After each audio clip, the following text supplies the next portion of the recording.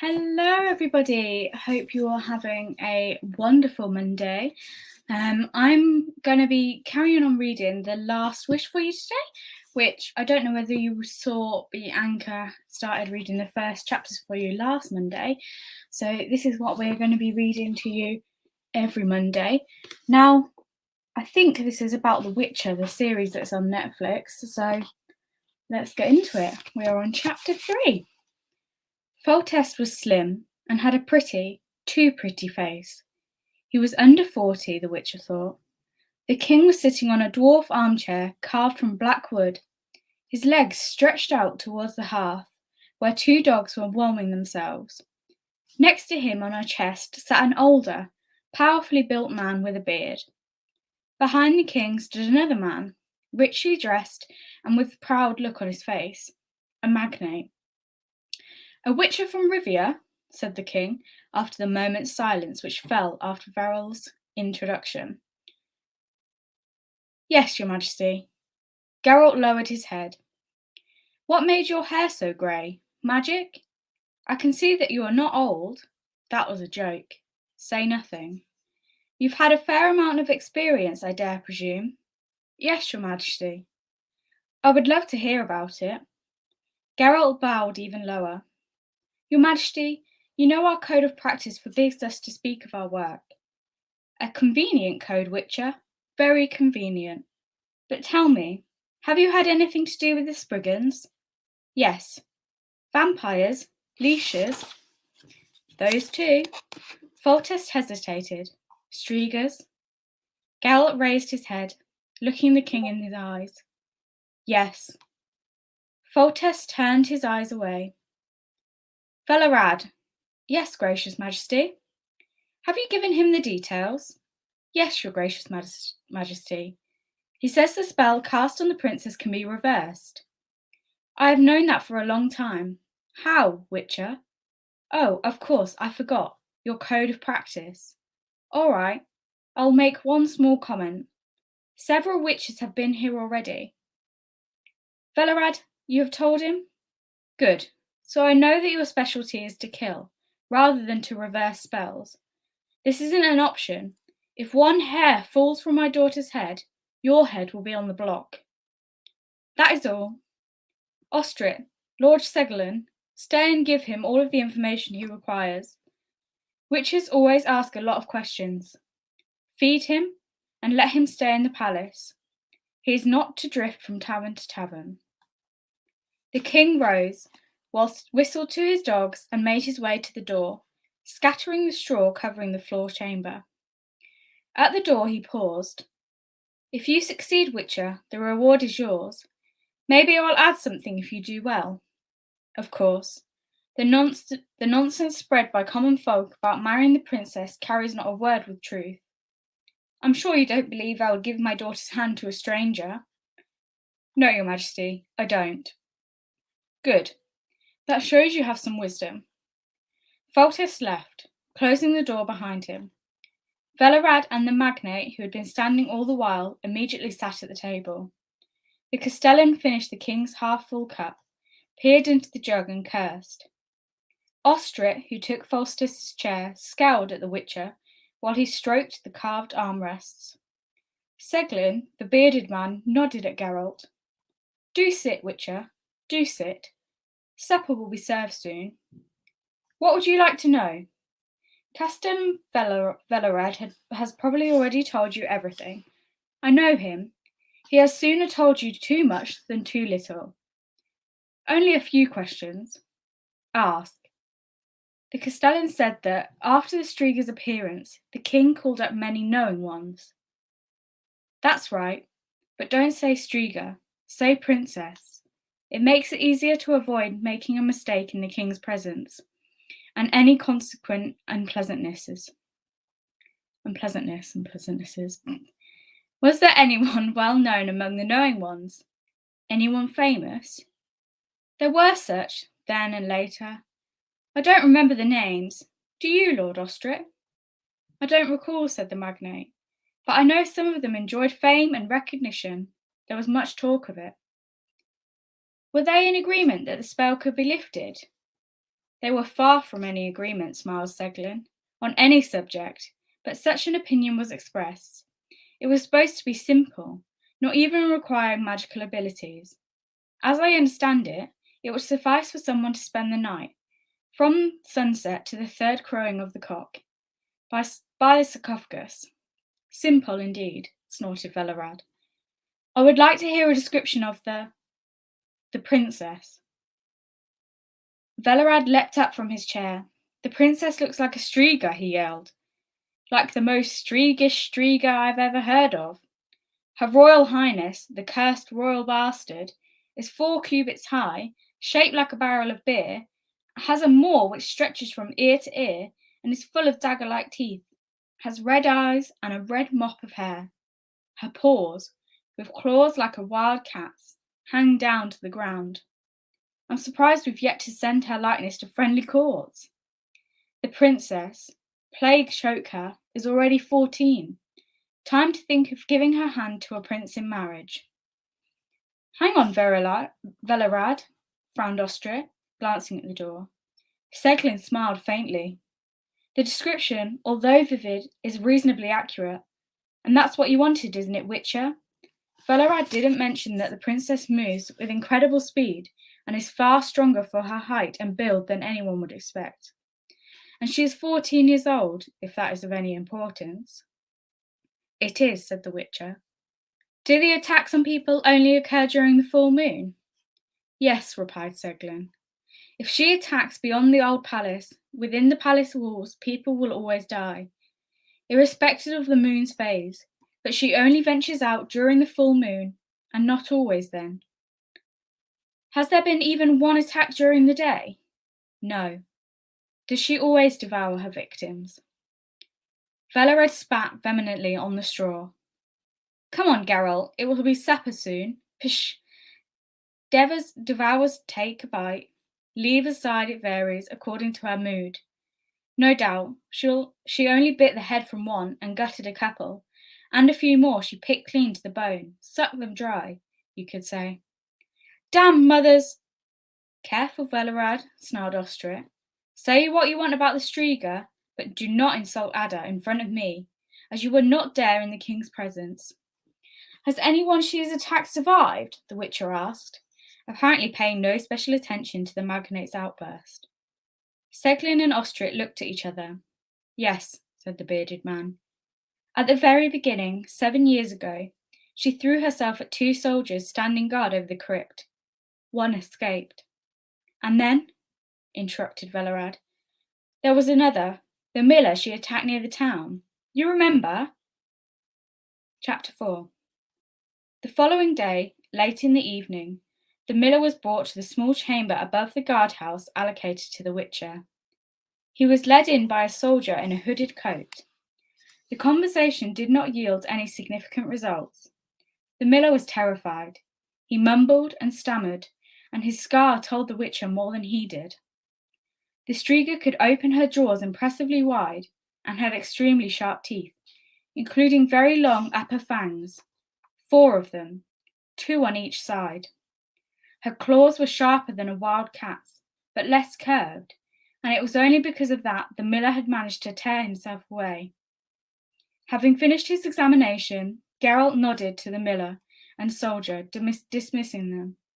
The soldier pushed the peasant through the door and lowered his hood. It was Foltest himself. Sit, do not get up, said the king. This visit is unofficial. Are you happy with the interview? I heard you were at the palace this morning. Yes, your majesty. When will you set about your task? It is 4 days until the full moon. After that. You prefer to have a look at her yourself beforehand?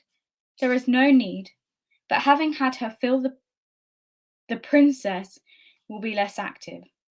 Striga, Master Witcher. Striga. Let us not play at diplomacy.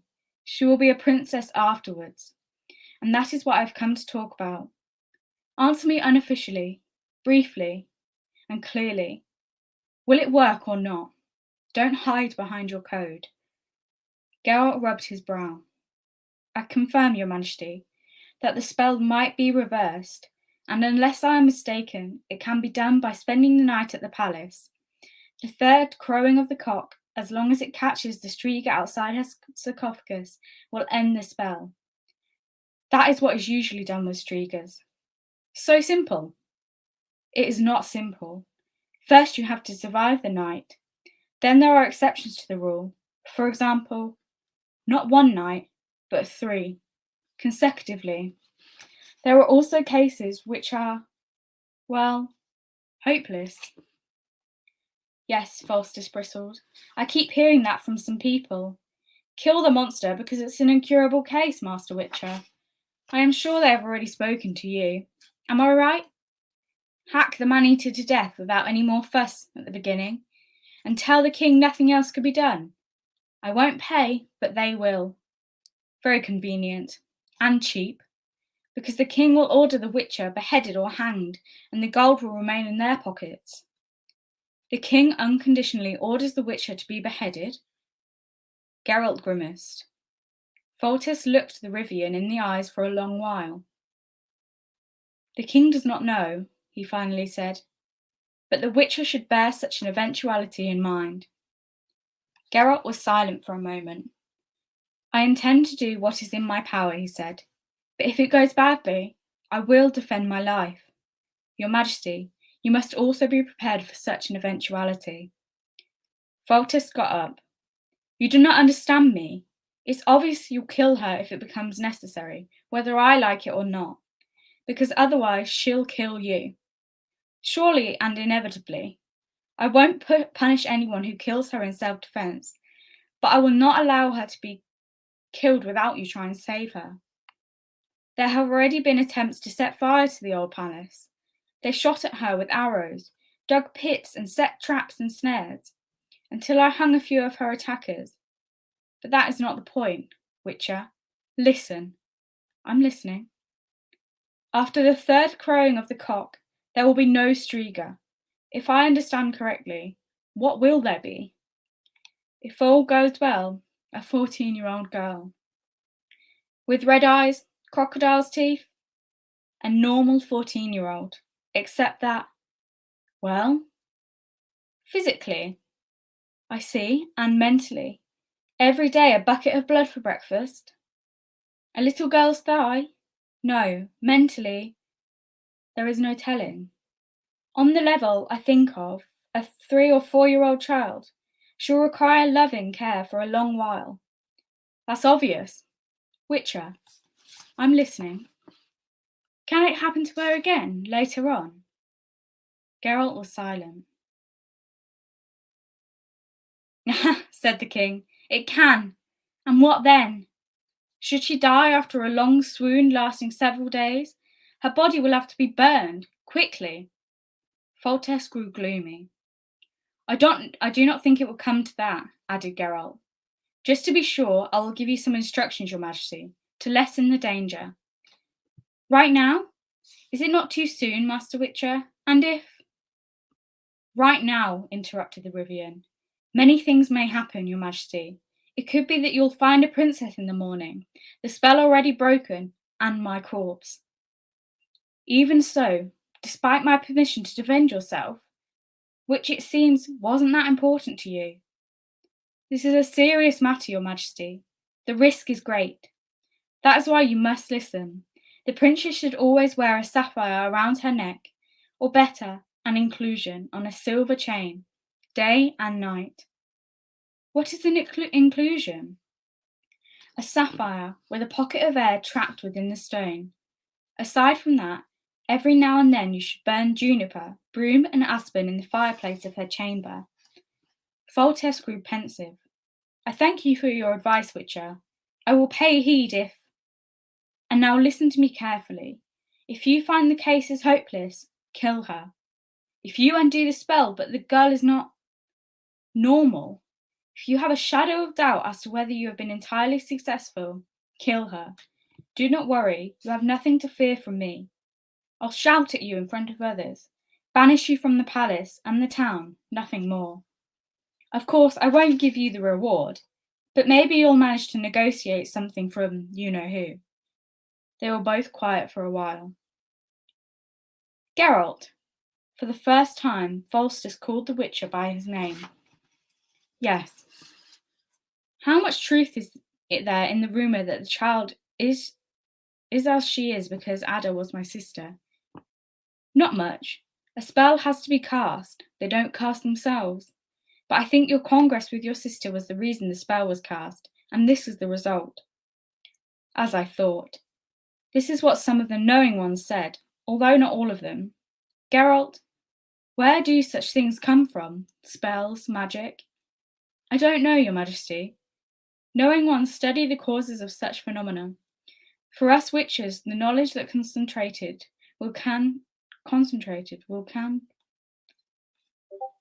knowledge that concentrated will can cause such phenomena is enough.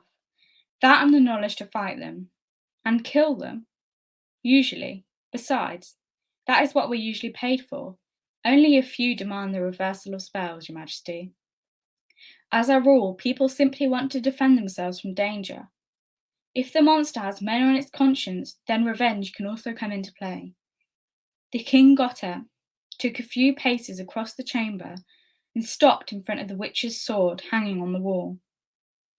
With this? He asked, not looking at Geralt. No, that is for men. So I heard. Do you know what, Geralt?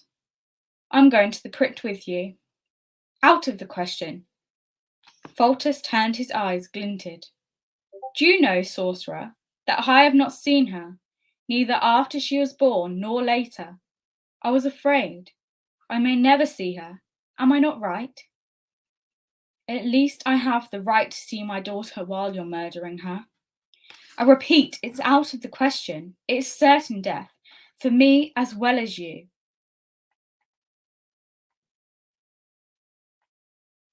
If my attention, my will falters, no, your majesty. Foltest turned away, started towards the door.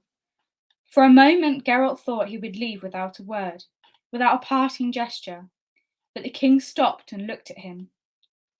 You inspire trust, he said. Although I know what a rogue you are, I was told what would happen at the tavern. I'm sure you killed those thugs solely for word to spread, to shock people, to shock me. It's obvious that you could have dealt with them without killing. I'm afraid I'll never know whether you are going there to save my daughter or to kill her. But I agree to it. I have to agree. Do you know why? Geralt did not reply. Because I think, said the king, I think that she is suffering. Am I not right? The Witcher fixed his penetrating eyes on the king. He didn't confirm it, didn't nod, didn't make the slightest gesture, but Foltest knew. He knew the answer. Chapter 5. Geralt looked out of the palace window for the last time. Dusk was falling rapidly. Beyond the lake, the distant lights of Wizen twinkled. There was a wilderness around the old palace, a strip of no man's land which over 7 years the town had cut itself off from this dangerous place, leaving nothing but a few ruins, rotten beams, and the remains of a gap-toothed palisade which had obviously not been worth dismantling and moving. As far away as possible, at the opposite end of the settlement, the king had built his new residence. The stout tower of his new palace loomed black in the distance, against the darkening blue of the sky. In one of the empty, plundered chambers, the Witcher returned to the dusty table at which he was preparing. Calmly and meticulously, he knew he had plenty of time. The Striga would not leave her crypt before midnight. On the table in front of him, he had a small chest with metal fittings. He opened it. Inside, packed tightly in compartments, lined with dried grass, stood small vials of dark glass. The Witcher removed 3. From the floor, he picked up an oblong packet thickly wrapped in the sheep's skin and fastened with a leather strap. He unwrapped it and pulled out a sword with an elaborate hilt in the back. Shiny scabbard covered with rows of runic signs and symbols. He drew the blade, which lit up with pure shine and mirror-like brightness. It was pure silver. Geralt whispered an incantation and drank, one after the other, the contents of 2 vials, placing his left hand on the blade of the sword after each sip. Then, wrapping himself tightly in his black coat, he sat down on the floor. There were no chairs in the chamber or in the rest of the palace. He sat motionless, his eyes closed. His breathing, at first even, suddenly quickened, became rasping and tense, and then stopped completely. The mixture which helped the Witcher gain full control of his body was chiefly made up of veterum, stramonium, hawthorn, and spurge. The other ingredients had no name in any human language. For anyone who was not, like Geralt, inured to it from childhood, it would have been a lethal poison. The Witcher turned his head abruptly. In the silence his hearing sharpened beyond measure. Easily picked out the rustle of footsteps through the courtyard overgrown with stinging nettles. It could not be the Striga. The steps were too light.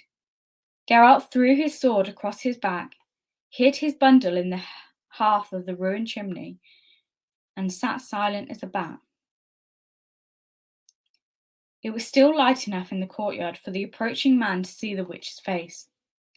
The man, Ostrich, backed away abruptly. An involuntary grimace of terror and repulsion contorted his lips. The Witcher smiled wearily. He knew what he looked like. After drinking a mixture of banewort, monkshood and eyebright, the face takes on the colour of chalk, and the pupils fill the entire iris. But the mixture enables one to see in the deepest darkness, and this is what Geralt wanted. Ostrich quickly regained control. You look as if you are already a corpse, Witcher, he said. From fear, no doubt. Don't be afraid. I bring you reprieve.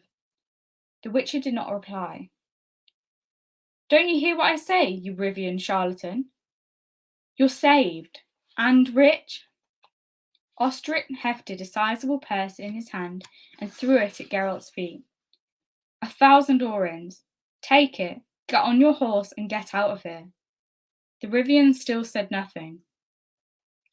Don't gawp at me, Ostrich raised his voice, and don't waste my time. I have no intention of standing here until midnight. Don't you understand? I do not wish you to undo the spell. No, you haven't guessed. I'm not in the league with Velarad and Seglin. I don't want you to kill her. You are simply to leave. Everything is to stay as it is. The Witcher did not move. He did not want the magnate to realize how fast his movements and reactions now were. It was quickly growing dark.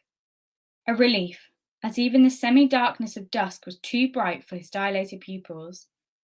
And why, sir, is everything to remain as it is? He asked, trying to enunciate each word slowly. Now that Ostrich raised his head proudly. Should really be of damn little concern to you. And what if I already know? Go on. It will be easier to remove Foltest from the throne if the Striga frightens the people even more. If the royal madness completely disgusts both magnates and common folk, am I right? I came here by way of Redania and Novigrad. There is much talk there that those are in the Wizim who look like King Vizimir and their saviour a true monarch. But I, Lord Ostrich, do not care about politics or the succession to the throne, or revolutions in palaces. I am here to accomplish my task. Have you never heard of a sense of responsibility and plain honesty? About professional ethics? Careful to whom you speak, you vagabond, Ostrich yelled furiously, placing his hand on the hilt of his sword. I have had enough of this. I am not accustomed to hold such discussions. Look at you. Ethics, codes of practice, morality. Who are you to talk? A brigand who's barely arrived before he starts murdering men, who bends double to Foltest and behind his back bargains with Velarad like a hired thug? And you dare to turn your nose up at me, you serf? Play at being a knowing one, a magician, you scheming witcher. Be gone before I run the flat of my sword across your gob. The Witcher did not stir. He stood calmly. You'd better leave, Lord Ostrich, he said. It's growing dark. Ostrich took a step back, drew his sword in a flash. You asked for this, you sorcerer. I'll kill you. Your tricks won't help you. I carry a turtle stone.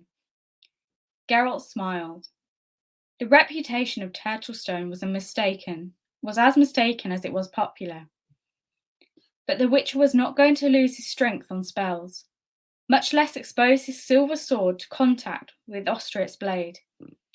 He dived under the whirling blade, and with the heel of his hand and his silver-studded cuff, hit him in the temple. So that leaves us up to chapter 5 for today. So you can all join me next week, where we're going to carry on reading The Last Wish, and see what Geralt gets up to. In the meantime, if you want to listen to something else, you can also see Jasmine and Tashan reading their books. So I hope to see you all soon, and have a lovely rest of your day.